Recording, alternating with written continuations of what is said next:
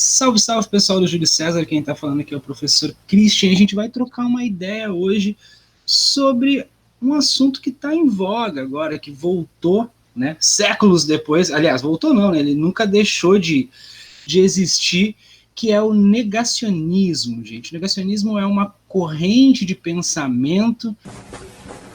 Mais ou menos.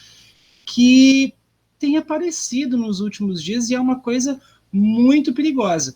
Então, a ideia de hoje é a gente conversar um pouquinho sobre isso. Antes disso, só uma breve explicação do porquê que a gente está fazendo isso por vídeo, né, e não por live.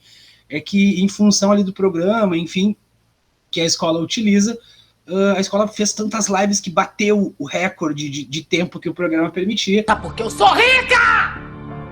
Eu sou rica! E a gente está tendo que fazer algumas adaptações. De novo, peço paciência para vocês que estão assistindo isso no que diz respeito às aulas ao vivo pelo Meet, né? Quem está montando isso é a Secretaria de Educação, não depende da escola, né? A escola está fazendo o que está ao alcance dela para poder manter esse contato com vocês. Um exemplo são as lives no YouTube, que é muito bacana ver vocês participando, e agora os vídeos aqui pelo Facebook e também pelo YouTube. Então, segue o canal da escola, mantém o contato ali com a gente, deixa comentário que a gente vai conversando. Eu vou deixar meus contatos no olha só, blogueiro, né? Vou deixar meus contatos aqui, o e-mail, enfim, caso vocês tenham alguma dúvida, queiram conversar, estou à disposição. E eu montei umas figurinhas aqui para a gente dar uma olhadinha. Eu montei esse material para a gente dar uma conversada sobre esses conceitos importantes, né? A gente quer o negacionismo e o obscurantismo, é quase como uma dupla. E eles existem há muito tempo, né? Vamos primeiro dar nome para os boi. No, God!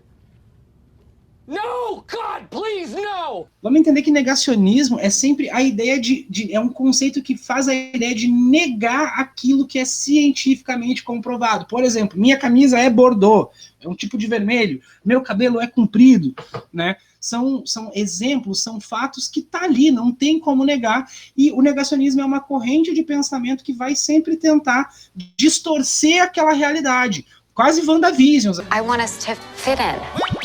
Assim, o negócio, ele vai tentar inverter um ponto de que não tem como tu dizer que é o contrário, né? Qual é o nosso intuito na conversa de hoje? É justamente a gente ver que isso não é uma novidade para a história, isso não é uma novidade para a sociologia, isso já acontece há muito, muito, muito tempo. A gente vai tentar entender os mecanismos que estão atuando aí junto com o negacionismo. Vamos tentar entender um pouco a importância da ciência nesse contexto, né? Como é que a ciência aparece mesclada com outros elementos, para a gente poder perceber como que essa construção acontece, né? Negar a ciência, como eu falei, não é uma novidade. Se a gente for parar para pensar, ao longo da história, muita gente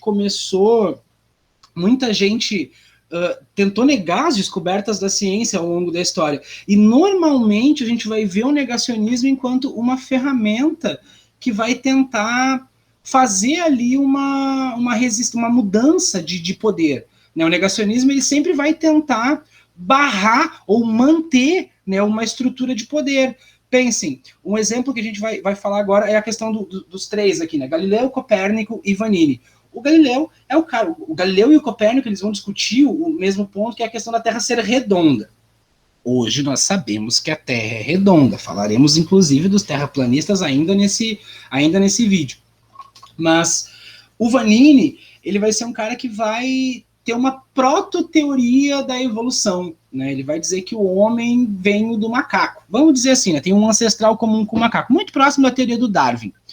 Só que esses caras aqui, eles estão na Idade Média, né, gente? O Galileu, o Copérnico e o Vanini, eles são pensadores iluministas, eles são pensadores que vão nascer ali no movimento do Renascimento, né, por volta do século XVI, e essas ideias que eles trouxeram iam exatamente contra aquilo que a lógica vigente da Igreja Católica pregava. Como se atreve a trazer a lógica para a casa de Deus? Né? Então esses caras, eles vão ser duramente reprimidos. O próprio Galileu, ele vai ser condenado à fogueira, mas aí, como ele era brother do Papa, ele acaba desdizendo aquilo que ele falou, ele abre mão, ele abdica das ideias dele para não morrer, né? O Copérnico também vai sofrer grandes perseguições, vai ser excomungado. O Vanini é um cara que deu mais azar, né, que ele vai acabar sendo condenado à fogueira. Mas percebam que lá na Idade Média o negacionismo era um troço muito mais contundente, né? Ele vinha para manter aquela ordem vigente, e a ordem vigente vai usar os mecanismos que estavam à disposição dela, no caso a Inquisição, para abafar essas novas ideias.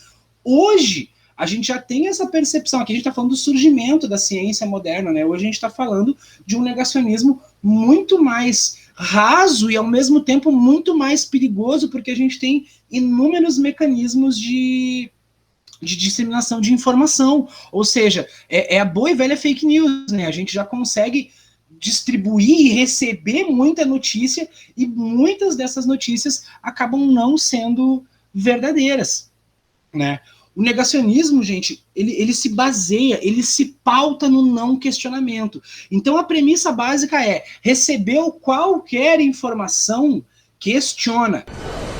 Quem disse isso? Vai atrás, né? Quanto mais absurda for essa informação, mais importante a gente ir atrás dessa informação e ver, peraí, quem é que disse isso? Da onde que isso saiu? Né? Principalmente quando a coisa tá lá, tá explícita, e vem alguém e diz que é exatamente o contrário. Não pode acontecer. Né? O negacionismo, ele é exatamente a antítese da ciência. E o tempo em que a gente está vivendo, ele precisa muito dessa ideia da ciência, muito dessa ideia de ideias comprovadas, muito da ideia da comprovação científica para que isso possa acontecer. Eu acho que ficou redundante, mas, enfim, avançando. Outros exemplos, né, gente, de negacionismo lá no início do século, vai ter um médico chamado Ignaz, eu não vou saber pronunciar o sobrenome dele, tá marcadinho aqui, e ele era ginecologista, ele era tipo um ginecologista, ele trabalhava num hospital fazendo partos de mulheres, e ele percebeu que o número de mulheres que fazia parto no hospital, que morriam, era muito maior ao número de mulheres que morriam quando faziam parto em casa, com a parteira. E ele vai começar a perceber que as parteiras, elas eram mais limpinhas do que os médicos. Então ele vai fazer um experimento e ele vai começar a lavar as mãos e se higienizar antes de fazer os partos. E, olha só, quem diria, ele percebeu que quando ele fazia isso, as mulheres morriam menos depois dos partos. E ele vai lá e vai falar para os amigos dele: olha só, galera, descobri que se a gente lavar as mãos, as pessoas morrem menos. E os caras vão olhar pra ele e falar: tu tá louco? Tu comeu cocô? Eu não vou banhar. Sabe por que eu não vou banhar? Porque eu não tô suja. Se eu tivesse suja, da onde que eu não ia banhar? Não é assim que funciona. Como é que a gente vai lavar as mãos, cara? Por que eles vão falar isso, gente? Porque a sujeira era tida como eficiência. Bizarro isso, né? Mas quanto mais suja fosse a roupa do médico, quer dizer que mais trabalhador era aquele médico. E a gente sabe que hoje é um troço completamente anti-higiênico. Micróbios, bichinhos, vírus e bactérias, enfim, que acabam proliferando ali doenças. O Ignaz, coitado, o cara vai ser tirado pra louco e ele vai ser internado, inclusive, num manicômio. Né? Ele vai ser internado num manicômio porque ele vai ser tirado para louco, porque ele estava dizendo que tinha que lavar as mãos, né? Pensem nos dois exemplos, gente. Tanto na questão da Idade Média, pensem nos dois exemplos, vamos analisar os dois exemplos. Tanto lá o pessoal do Galileu, do Copérnico e do Vanini, quanto o do Ignaz, lá o médico do início do século. Em ambos os casos, quando a ciência trazia uma informação nova, ela estava questionando uma ordem de poder. No caso da Idade Média, a ordem, o poder vigente era a Igreja Católica. No caso do início do século dos médicos, eram os médicos que já tinham ali uma prática consolidada. Mesmo com o resultado, mesmo com a informação, nos dois casos, eles são rechaçados, eles são negados, porque não existe uma estrutura que receba eles. Então, percebam, normalmente o negacionismo ele tenta manter as coisas como estão, ele nega a ciência, ele nega a novidade. Isso é muito importante da gente pensar, porque a gente analisa a realidade e percebe, essa realidade está boa ou não está boa? Ah, não está boa, vamos mudar. É aí que vem a ideia do negacionismo, barrando esta percepção. Avançando um pouco, a gente pode falar das aparições aí da ideia de ciência e política. Se a gente for parar para pensar a ciência, né, os governos autoritários ao longo da história, vai ser uma faca de dois gumes, né? Ou eles vão renegar completamente a ciência, ou eles vão acabar distorcendo essas ideias de ciência para que elas sirvam aos interesses daquele governo, né? Sirvam à ideologia daquele governo. E notem, eu não estou falando de governo A ou de governo B, vamos pegar exemplos históricos aí. Por exemplo, a eugenia nazista. Toda aquela construção teórica e científica dizendo que negros, judeus, homossexuais, enfim, ou mesmo que a raça ariana dos alemães da Alemanha nazista era superior, né? Notem, a ciência está sendo utilizada para uma coisa nefasta. E existiam outras correntes científicas naquele contexto que diziam de uma igualdade racial, que não atestavam isso. Então, percebam que o negacionismo ele pode aparecer também travestido de ciência, né? Usando aquilo ali para distorcer uma realidade. People used to say a lot of nasty things about me. Oh, this guy's a lunatic. Oh, look at that psycho. He's gonna get us all killed. Né? Uma coisa que a gente tem que ter na cabeça é que a ciência é livre de ideologia. A ciência ela tem como objetivo servir à humanidade como um todo. Não interessa de que país tu é, de que cor tu é, qual é a tua ideologia política. A ciência ela serve à humanidade como um todo. A gente pode falar da ciência enquanto uma percepção, muitas vezes aliada com a questão da economia. Pega o exemplo dos transgênicos. Né? A gente sabe hoje que os transgênicos são alimentos geneticamente modificados que funcionam a partir de incentivos, de insumos agrícolas, né? Os chamados agrotóxicos. Muitos desses agrotóxicos, eles causam mal para a nossa saúde. Eles prejudicam a saúde dos seres humanos, eles poluem os lençóis freáticos, eles prejudicam mini ecossistemas ali que acaba se reverberando em muitos outros cultivos, né? Tem inclusive países que já proibiram o uso de alguns agrotóxicos, e aqui no Brasil eles permanecem sendo liberados. Então, percebam, tu ignora uma ideia que é cientificamente comprovado, mano, se tu usar esse veneno vai dar câncer, vai causar diabetes, hipertensão, doença respiratória, dor de cabeça, enfim. Tu ignora toda esta informação porque tu produzir alimentos transgênicos, tu produz mais e, consequentemente, tu lucra mais.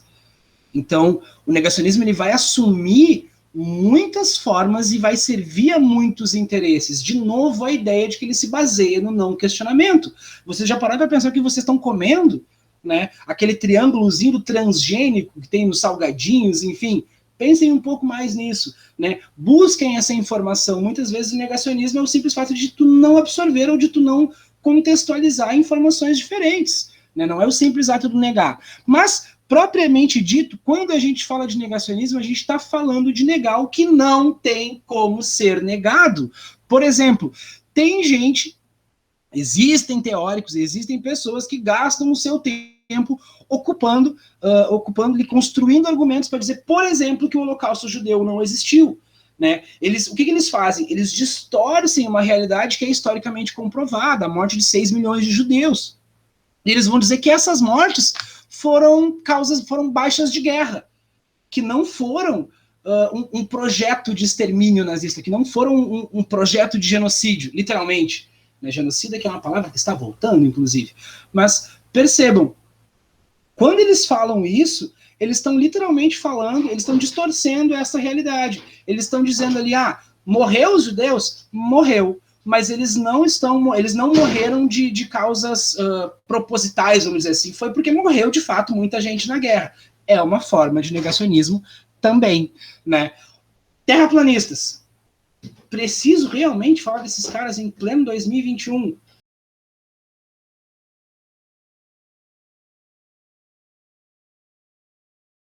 A ideia de que o nosso planeta não é plano, que seria biologicamente insustentável. Posso deixar alguns links aqui para vocês, e vocês pesquisem a respeito. Mas tem um documentário, inclusive, no Netflix, que o cara faz um experimento gigantesco, gasta milhares de dólares para comprovar que a Terra é redonda. O miserável é um gênio! Pra quê, né, gente?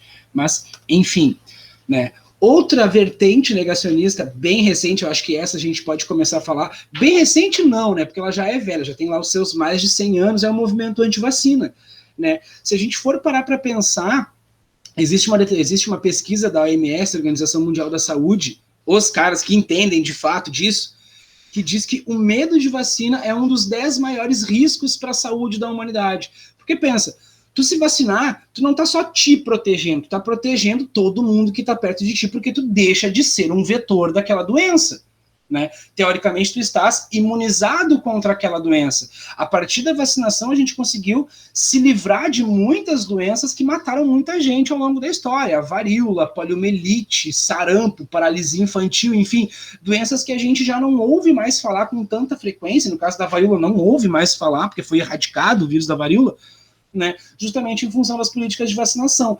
A questão é, quando surgem as vacinas, vai surgir o pessoal dizendo que não era uma boa. É sério isso? É sério?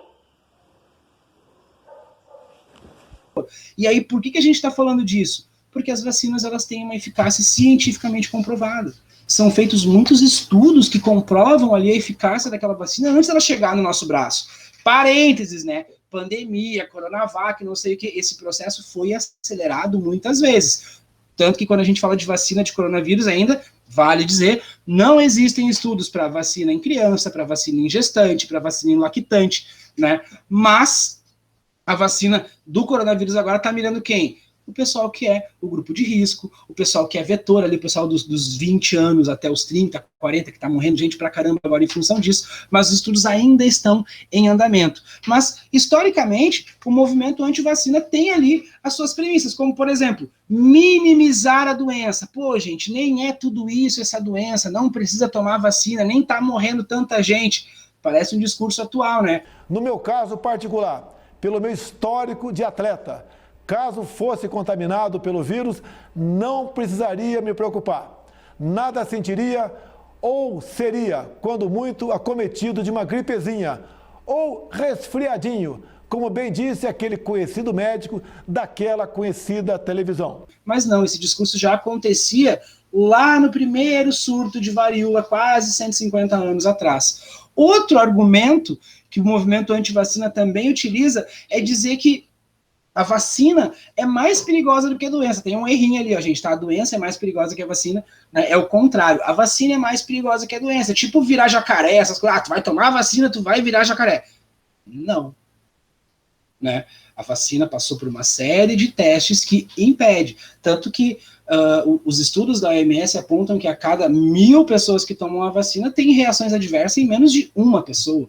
Né, sendo que muitas vezes as reações adversas elas nem sequer são graves. Eu posso deixar alguns links aqui para vocês também darem uma olhada. Né. Além, óbvio, né, gente, das teorias da conspiração. Vocês possivelmente já ouviram falar do chip que vem na vacina, ou ainda outros exemplos, né, de teoria da conspiração. O aquecimento global não existe. De novo, o negacionismo ele tenta pegar ali a ideia de que a realidade, aliás, o negacionismo ele tenta manter uma estrutura de poder. Quem são os principais responsáveis pelo aquecimento global? Cientificamente comprovado o agronegócio. Ou seja, ao reconhecer que o aquecimento global existe, ao validar aquela informação científica, eu estou culpabilizando um setor da economia que é muito importante. Ou seja, esse próprio setor vai fomentar um descrédito em cima daquela teoria científica. Então, a premissa básica, meus queridos, é sempre questionar. Obrigado por assistir esse vídeo. Espero que em breve a gente se veja pelo Meet, espero que mais em breve todo mundo esteja vacinado, a gente possa voltar a se ver de perto. Eu estou deixando meu e-mail aqui, caso vocês tenham alguma dúvida, enfim, podem entrar em contato. E, por favor, fiquem em casa, cuidem de vocês, cuidem de quem vocês amam. Um grande abraço.